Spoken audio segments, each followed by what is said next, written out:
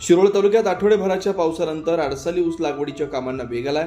पावसाअभावी रखडलेली लागवड आता जोरात सुरू असून शेतकरी शिवारात व्यस्त असल्याचं चित्र आहे। यंदा मान्सूनपूर्व पावसानं दडी मारली। कृष्णा आणि पंचगंगा नद्यातील पाणी तळाला गेलं। धरणांमध्ये अपुरा साठा असल्यानं उपसा सिंचनावर निर्बंध आलेत, त्यामुळे अनेक शेतकऱ्यांनी ऊस लागवड पुढे ढकलली आहे। मात्र गेल्या 2 दिवसांपासून झालेल्या पावसामुळे परिस्थितीत मोठा बदल झालाय। राधानगरी आणि कोयना धरण परिसरात झालेल्या दमदार पावसामुळे कृष्णा पंचगंगा नद्या पुन्हा भरून वाहू लागल्या, त्यामुळे शेतजमिनीत योग्य ओलावा निर्माण झालाय। शेतकरी मशागत करून आडसाली ऊस लागवड करतोय।